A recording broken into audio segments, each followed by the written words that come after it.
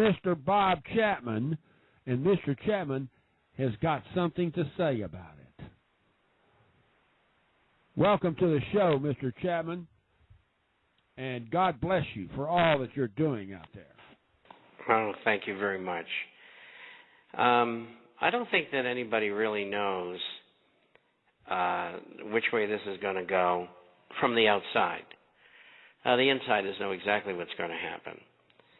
And the scenarios are this. They get together and they make a deal by Monday, and there's some cuts and there's some tax increases, and they increase the short-term debt from $14.3 to $16.7 trillion. And that'll last them probably through the next election.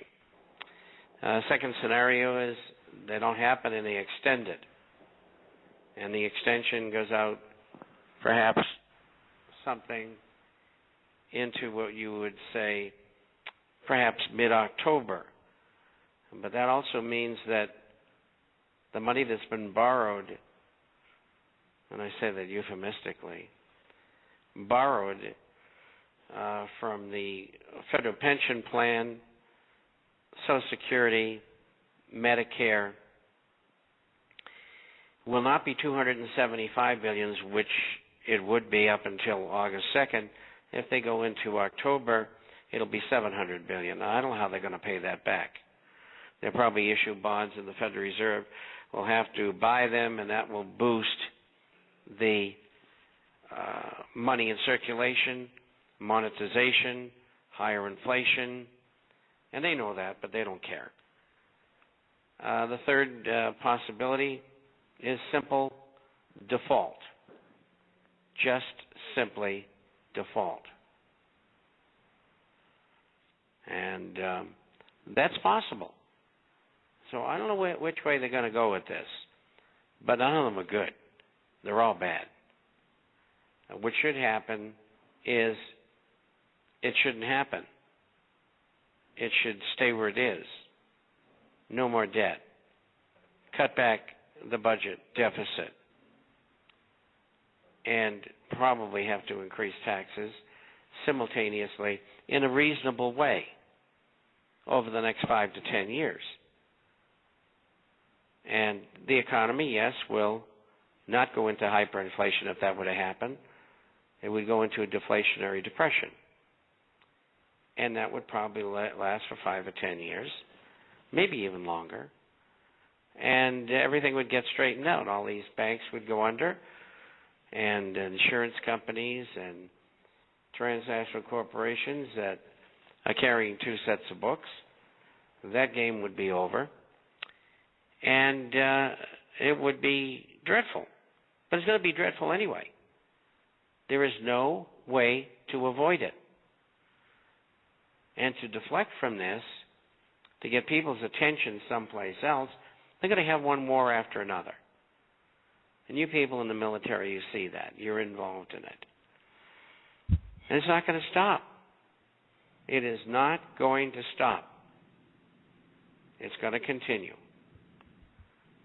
And first we had Iraq and then Afghanistan. Now they're talking about going into Libya. And before you know it, they'll have the whole Middle East in flames. And then later on, when everything has collapsed, they'll say, look, we didn't do it. That terrible war did it. There's 2 surveys out right now, one by Brown University and the other by another agency, which I don't know. They say that the real cost so far, and they extrapolate the price of the cost out for the next 30 years for people who get wounded and things like this. We're talking $5 to $6 trillion. That's terrible. It's unbelievable. And here they are talking about cutting veterans' benefits, Social Security, Medicare. We have an extortionist in the White House. The man's a criminal. You don't have to be a genius to figure it out. telling the American people, if you don't get your congressman to vote for this thing, we're going to shut you off. Oh, wait a minute. He We said don't he need also friends said like that. peas. We don't need presidents like that.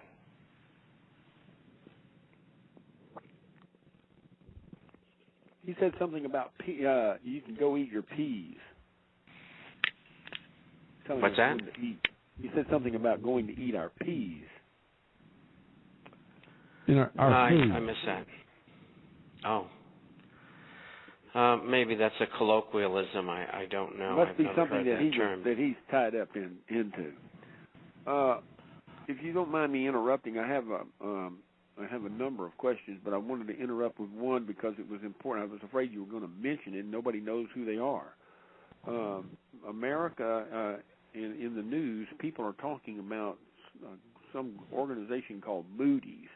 Can you explain to me what Moody's is in this financial discussions? Well, first of all, there's three major agencies in the United States. Fitch has about probably 8% of the business, maybe as much as 12%. And this is rating business, and I'll explain it. The other two are Moody's and Standard & Poor's. And what they do is write reports and do reports about companies. And then after they do the report, they go to the company and say, we wrote this report on your company, and it's really good, so I think you should buy it. And the company says, well, we don't want to do that. That's okay. And a couple of weeks later, a report comes out which is detrimental to the company. Another extortionist situation. And these firms are controlled by Wall Street. But they also rate governments, companies, and they are the ones that give ratings to bonds of sovereign governments or corporations. And what's happened is that Germany, the government in Germany says, we're not going to use their ratings anymore. And the reason why is they're not factual and they're politically motivated. And these are the same characters who rated the MBS and CDOs, which are the bonds which contain mortgages that they said were AAA. In fact, they were BBB, and there's a world of difference. And they are responsible for those bonds, in part, being sold by J.P. Morgan Chase, Goldman Sachs, Citibank, and on, Deutsche Bank, to people in the United States and in Europe. 60% were purchased in Europe. So that's what they do. I think that should cover it, shouldn't it, Drew? Okay. Here's rounding up two questions. Did Moody pay off from the banks, and is Moody owned by Warren Buffett? No. What they do, how they work that, I think, is they don't pass cash to each other or send checks to each other. What they do is supply business to these three companies. And in that process, the businesses make money. And then the money filters down to the characters who are getting essentially kickbacks. It's a big game of extortion. That's what it is. And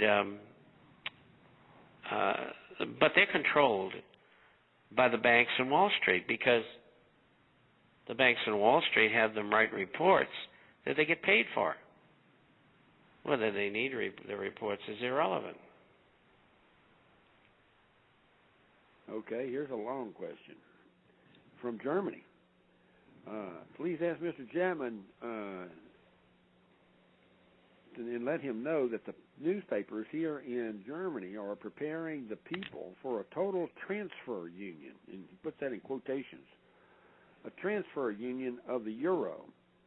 Does Mr. Chapman think this could actually go through the parliaments of the last payer nations like Germany, Austria, Finland, and the Netherlands, and all others? Well, I don't know exactly what a transfer union is. So if the party who sent the question is within earshot, it would be good if they told us. I haven't heard that term used, but it may be very simple. So if they could send in what that is, we could continue the conversation or come back to it. Just highlight what you meant in the chat room there, and let me know explain, please, and we'll get back to Mr. Chapman on that.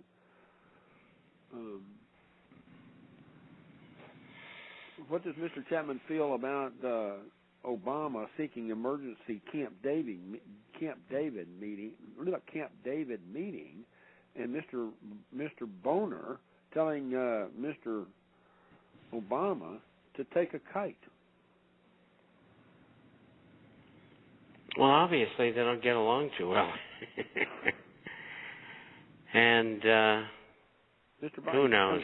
He comes back in and he says, Mr. Mr. Boner sees no need to move the negotiations on the debt and the deficits to Camp David. We're all here, right here, and this is where our job is, not at some vacation spot. He kind of told him where to go jump a lake. Yeah, that's get serious. Obviously, the president and the Democrats in Congress have been told, look, we don't want any deal. Just pass the thing and shut up. And the Republicans are saying, no, we're not going to do that.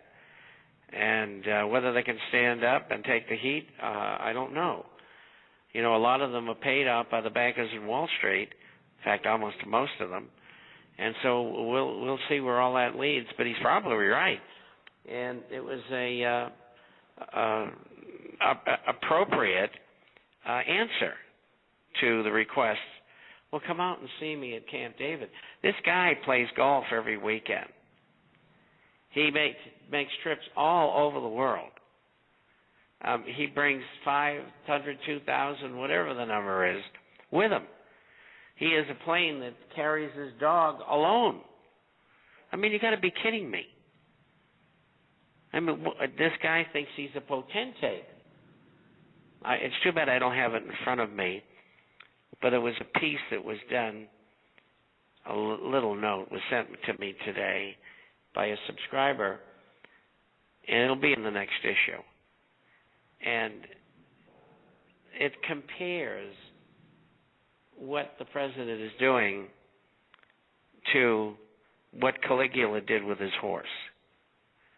And for those of you who don't know, Caligula was a very, very bad person. I won't go into the lurid details. And he was insane as well. And what he did was he made his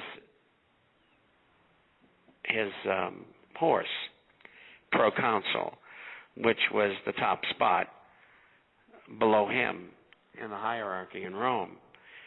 And that's what we expect is the answer or the proposal with our president. And the whole thing is crazy. On the purchasing of stocks, Cap wants to know is Cisco Systems purchased now because of their cleaning house of 10,000 jobs? I don't think so. And you're not only contending with the future of Cisco, but you're contending with the future of the entire stock market. Because if the market goes down, Cisco's going to go down. In fact, the only thing that usually doesn't go down is gold and silver stocks. Everything else does.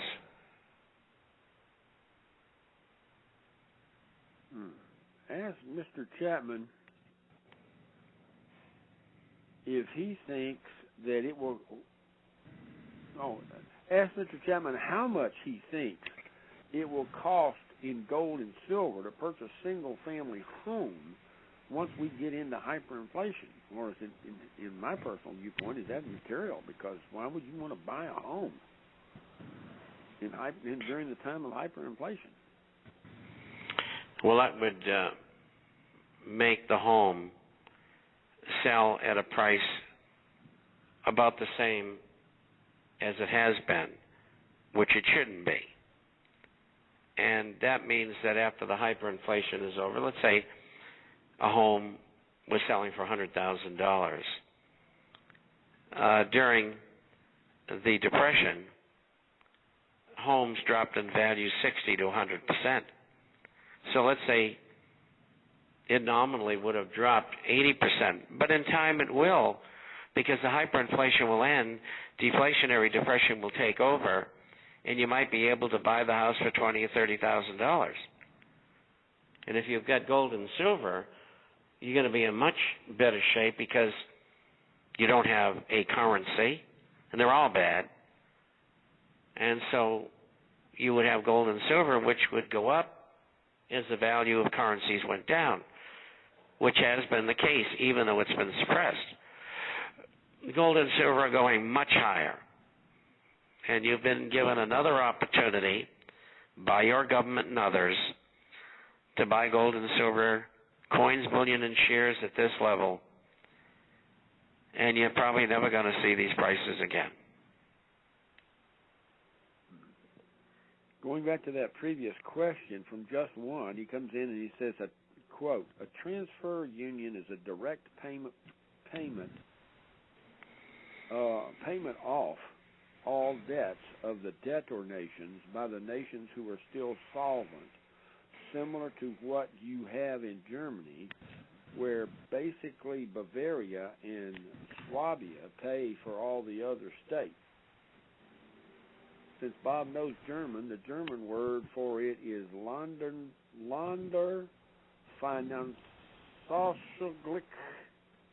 LANDERFINANZAUSGLEICH.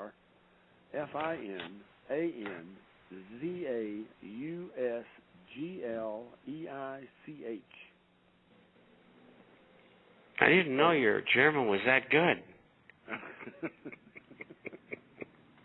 I understand now. Okay. And what it's called in English is default. And I think they were all going to default. They have to. And the nations which have been financially responsible and solvent, they're going to lose the money that they invested in those countries to help them in the form of bonds. It'll be worthless. But more importantly, all of the banks in Europe will go under. Now, if you live in Europe, you do not want to have money in the bank. You only have enough for immediate expenses. Say 3 months. Let's say it cost you $4,000 a month. You have $12,000 in the bank, no more. And you replenish it, bringing it to that level every month. All the rest of your funds should be in gold and silver or shares, whichever you choose.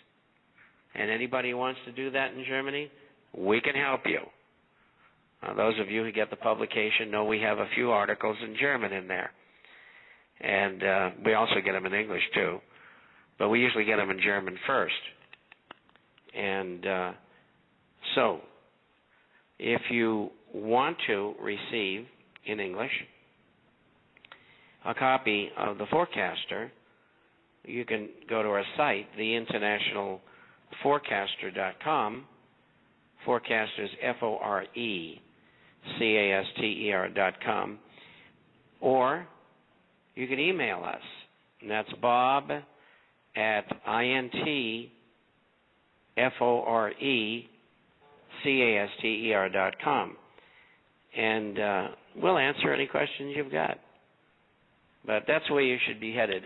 In fact, I mentioned that in yesterday's issue, and I'm going to do it again in Saturday's issue. All of you people in Europe, get out of fiat currency. Get into gold and silver or shares, whichever you prefer, because it's the only way that you're going to be able to save your assets.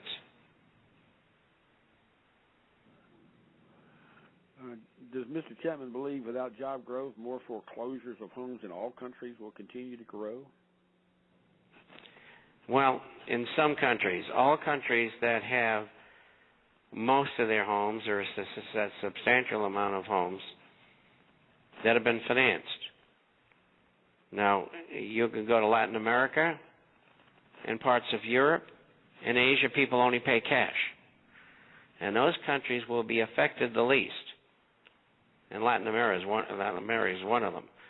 About 98% of homes are purchased with cash. And most people don't know that. And it's, that's why the prices have held up in those countries. In fact, they've actually moved up a little over the last few years. Not a lot, but a little. And Latin American people are very, very attached to the land, and they love owning structures of one kind or another. It's a phenomenon. And historically, the people in France and Germany have been like that as well. And so there are countries that are going to do okay. They'll suffer 50% of what the U.S., England, and most of Europe will suffer. And that's better than 100%. From Canada, will Mr. Chapman tell us in the future when it would be a safe time to purchase property in both the United States and Canada or other countries? Presently, 25% correction is on its way in Canada. Today's news. Incidentally, I have the article, and I have the link under Canada in Saturday's issue. And the average is around, that they expect a real estate to fall, is around 12%. And the hardest areas hit will be British Columbia and Ontario. So I do have that article, and it's about time. What's kept real estate up really is their economy has done better, and they've had a lot of people come in from foreign countries that buy citizenship by investing in the country.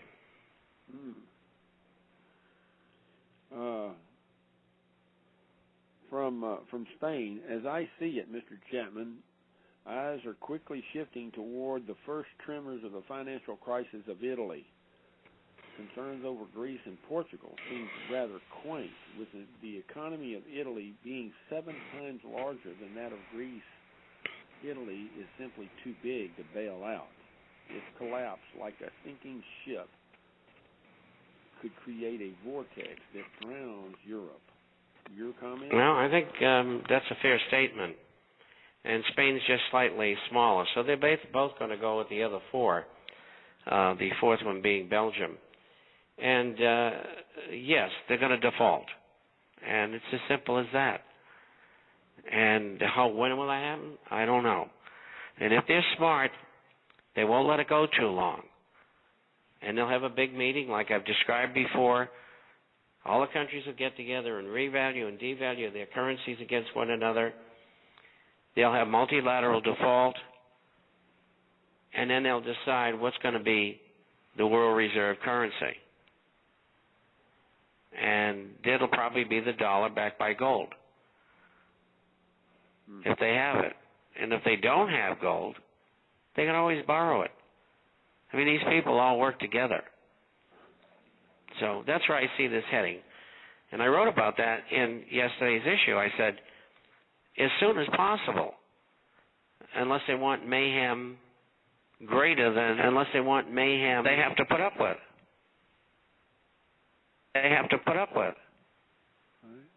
Well, we're I'm getting a feedback. 3-minute break. Only station. I'm getting a feedback. 3-minute break. Only station. 3-minute break, ladies and gentlemen. And the 3-minute break, ladies and gentlemen. In position, we have with us Mr. Bob Chapman, the International Forecaster. That's theinternationalforecaster.com, most plagiarized financial advisor in the world. And you got an opportunity to call in direct right now and ask your own questions. Right Mr. now. Chapman, and ask your own questions. Mr. Chapman, got a big time echo there. Got a big time echo. Would you take care of that echo for me? I'm sorry for the interruption, ladies and gentlemen, but the bottom line is that Mr. Chapman has the opportunity to advise you of what you might want to hear personally. So you can call in 347-308-8047. That's the phone numbers, or 347-308-8047. You have a specific question, bring it in, let's hear it. This is your opportunity. You cannot get any closer to Mr. Chapman on any other radio show than what you get right here. And right out of the bag, Mr. Chapman, since the EU does not have a formal mechanism for handling default, large European banks have been persuaded for months by the ECB and national governments to invest in the debt of financially challenged nations within the EU. What do you see coming for these banks? I think all the banks are going under, and the strain on the healthier sovereign nations is going to be great, because they're going to have to absorb this debt. But better they should do it now at these levels than throw good money after bad. The leadership in Europe, generally speaking, about 90% of them want world government, and they were willing to sacrifice everything to make that European Union become world government and the ECB become the world's new bank, and also to have a one world currency, which they hope would be the euro. And they made a mess out of it, and that's not going to happen. And they're going to lose the euro, the eurozone, and it may even break up the European Union, which I think would be a great idea. Ask Bob, could you please talk about the drug money laundering, and how would a shift in gold and silver affect the drug money laundering? Well, first of all, I never thought about it. I do know that people who are involved in narcotics and money laundering do buy gold and silver. I don't think historically they have been in it in a big way, but when they see and they understand, and they probably understand what I do and you do because you listen to the program, and they listen too. They're not dummies. They're very, very bright people. And I think a lot of that money is going to start flowing into gold and silver sooner or later, because they don't want to be like the Chinese, left holding the bag. They don't want to be in currencies that are going to continue to devalue against gold and silver in particular. And so that is a source of buying now and in the future that I don't often talk about. We saw the same phenomenon in a way 10 years ago when Europe crossed over from their currencies individually to the euro. Some people had gobs of money, and it didn't have to be from narcotics. It could have been from running business and not paying any taxes. And so they had to scramble to get rid of the lira and Deutschmarks and francs and so on. And that just didn't happen overnight. It took them, probably 2 years to get rid of their money. And a lot of them bought gold and silver. And they still own it. They're very happy about it. And so, yes, you can expect that. Does Bob still think Tritium Resources, Inc. is a buy at $10.70 or wait until a dip? No, you don't wait for anything. You're in the greatest bull market in history. The trend is your friend. You don't screw around. Get in there and buy. That is going to be a giant. That company is run by probably the best geologist in North America today. Out of every 100 geologists, one finds a mine. He's found about 15 of them. He's a very good friend of mine. I've known him for 28 years. His name is Bob Quartermain. And I love the stock. This past week they come out with their assays. I've never seen anything like it. They were the highest assays I've ever seen in 52 years. And the stock's selling where it's selling, $10.70 in Canadian funds and around $11 in the U.S. And you haven't seen anything yet. There are comparable stocks that would have this right this minute at $30. It's a buy of a lifetime. Mr. Chapman, is there any jobs that you would recommend that a person would move into in the state of Florida? That's a toughie.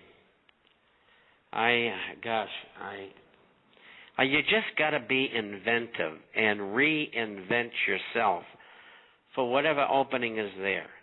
I mean, jobs are outrageously not available. And, you go to an interview and there's 100 people there. And you go to another interview if you have a different profession. Let's say you want to work at McDonald's. They have 80 jobs and 8,000 people show up. It's not easy. You got to hustle. You got to take anything you can get. If it's cutting lawns, you do it. If it's collecting garbage, you do it. It beats not eating. It's one thing I learned as a kid. You do what you have to do to survive. And believe me, I lived in a very poor place. My family was very poor. There was no silver or gold spoon thrust into my mouth at birth. I am a survivor, a street person. Mr. Chapman, I'm 31 years old. I have an MBA degree, a CPA, just 18 months experience. I've been out of work for 4 years.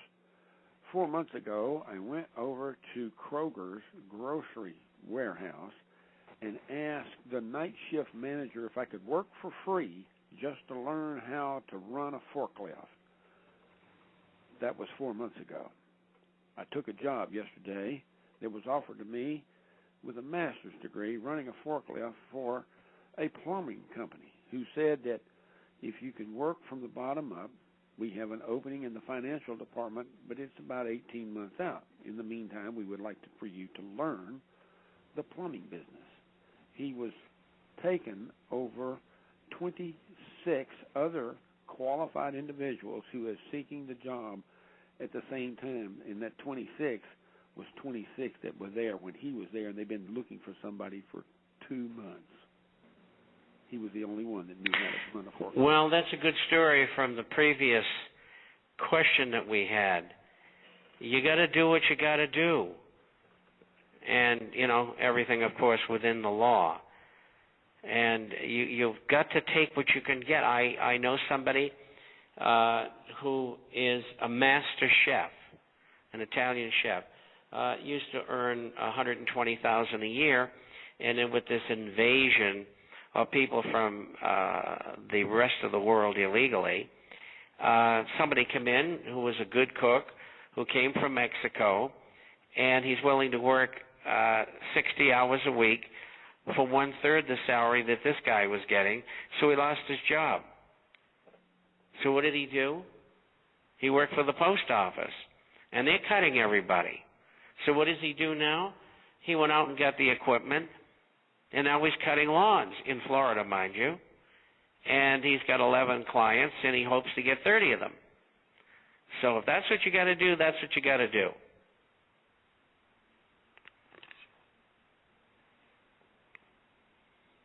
I'm just typing a word out there to somebody who is seeking some help. Mr. Chapman, I've heard from, where'd it go? I've heard from the community organizers that the patent offices of the United States are in trouble. You have any comment on that? Beyond my knowledge, I don't know. I hadn't heard it, and I just can't comment because I don't know. And all that's related to your question on getting going out and doing something on your own. And another gentleman came in and said he had a patent, and then this gentleman comes back in and says the community organizers say the patent office is in trouble. So and I know the patent offices are notoriously bad. My own patent, which I put in, it took years for it to get out there. Was that newfangled guillotine that you perfected? Yeah, almost.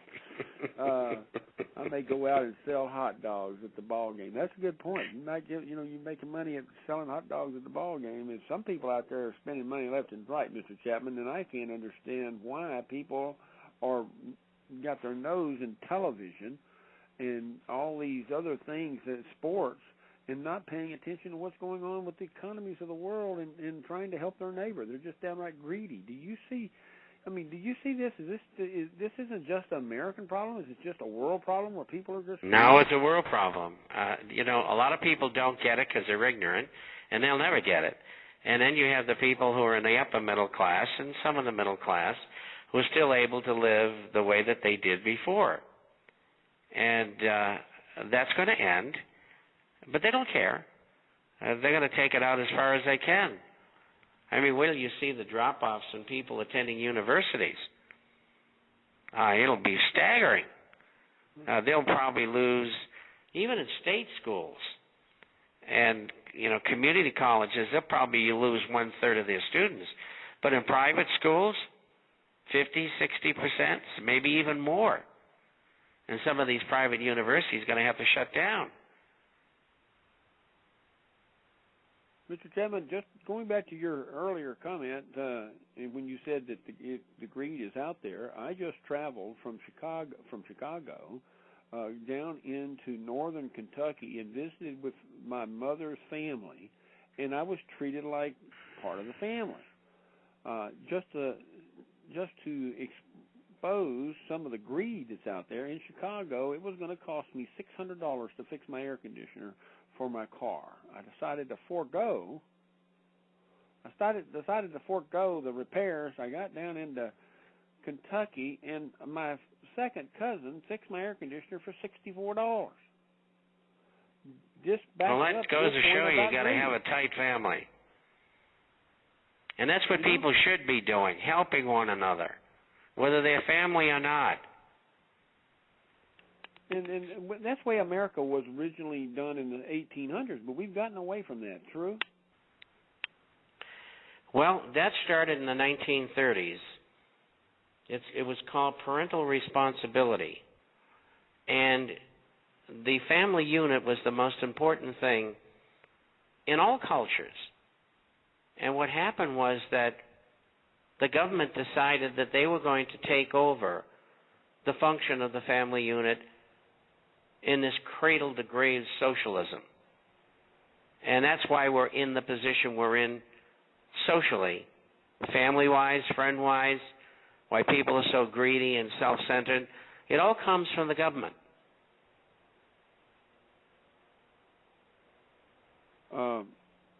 This is a little off the financial trade. Mr. Chapman may not have any input, but has it, I would like for him to comment if he could. This is from the Marine Corps chat room. Has it become the time for a military embargo on the state of Israel? I think that should have came a long time ago, and I think it's one of the reasons that Jack Kennedy was killed. Israel has had atomic weapons in the late 40s and the early 50s, and he wanted them to get rid of them. And that's why they were part of the crew that murdered him. And I'm not going to get into all the details on this program, but I know lots of things that other people don't know. Mm-hmm. And so they've been breaking the law over and over and over again and getting away with it because they were America's friends. And yes, I don't think we should be giving weapons to anybody, and much less even selling them. And we could have a moratorium with all the major arms producers to not produce anymore. We wouldn't have the wars we've got.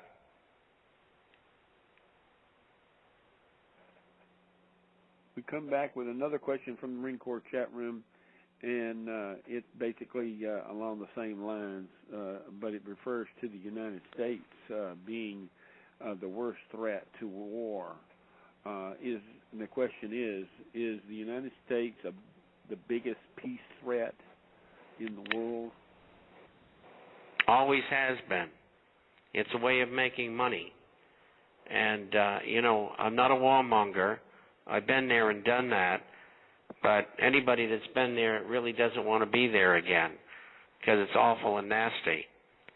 And it would be nice if we could have some semblance of peace and we guard our own country against others who might get ambitious ideas. But other than that, we shouldn't be doing what we're doing.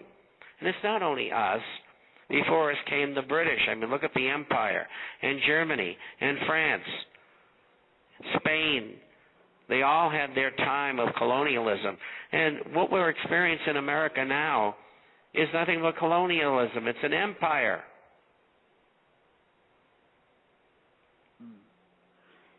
Can Mr. Chapman feed any input on the Arab League denouncing Obama over Syria?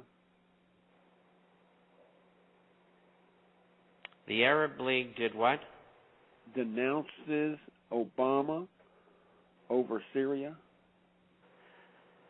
Well, I didn't see the announcement, but off the top of my head, I say that they were fully justified in doing that. Mm-hmm. There's no reason for the trouble that MI6 and the CIA have caused in Syria. And what they're trying to do, really, is goad Russia into war. And most people don't know that in Libya, there was somewhere between 30 and 32,000 Chinese working there because they had a deal, China, with Libya to drill oil wells, some of the best oil in the world, and they get twice the capacity underground that Saudi Arabia has. And 29,000 Chinese had to leave. They left 1,000 to take care of the equipment.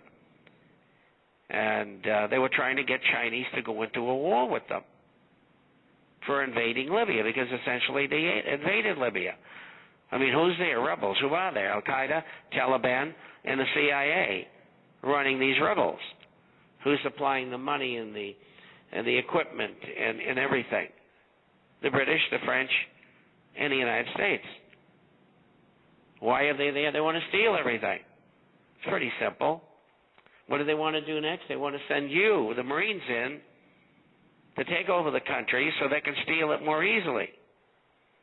It's terrible. And I am not a pacifist. You know that. It's awful what they've done.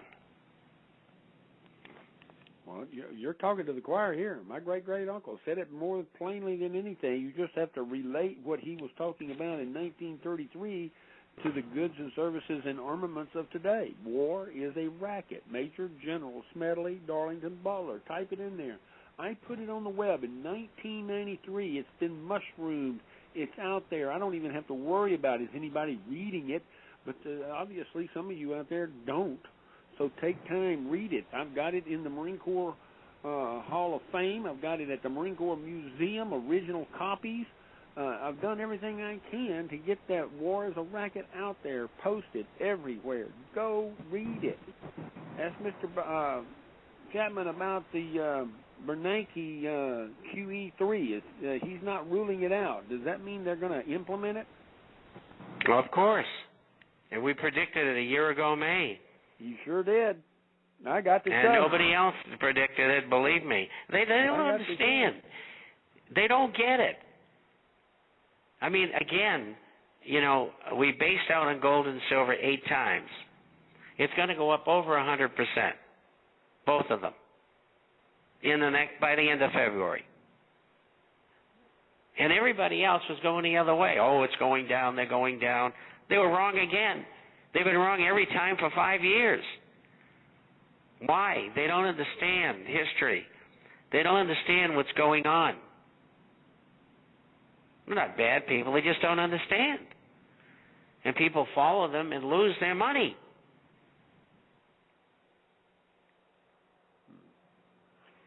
Mr. Chapman, China is urging the United States to protect its investors. Coming out today, their time, China is far the greatest debt holder, holding of over 1.1 trillion of U.S. money, according to U.S. data. We hope the United States government adopts a responsible party, says the Chinese. Mr. Chapman, I don't see the United States adopting a responsible party. Moody's is reporting that the United States would be downgraded as AAA. What effect is that going to happen with our actual funds that we have invested in our actual savings? Well, you're going to lose money. And sooner or later it'll become official. They will officially devalue sooner or later against gold and silver, which they do anyway every year and have for the last 11 years by over 20% on average on both metals. I mean, people don't know what's going on. The only place to be, if you've got any money, is gold and silver coins, bullion, and shares. That's it. There isn't anything else. Why? Because the dollar is going to continue to go down in value against other currencies. It just happens to be the best of the worst right now. But particularly about gold and silver. And that's how you hedge yourself. Even if you only can buy $100 worth of silver, pre-65 dimes, quarters, and halves. Or maybe buy a coin for $350. They have 1/5 ounce gold coins. Do it. That's what I do. And I don't think I'm dumb. No, but not with all the predictions that are coming out. Ask Mr. Chapman if he knows about Sheila Blair's comments yesterday, where she announced that the mortgage industry just didn't give a hoot about the borrowers of America that were buying property, and that they weren't worth helping. This is an announcement that she made yesterday as she is leaving her job with the Federal Deposit Insurance Corporation, which she has held for a number of years. Do you have any input on her? Sure. She's a cold-hearted witch. That's a good summation. That's a good summation. That's a real good summation. Now, they're trying to help the banks weasel out of what they've done, and they're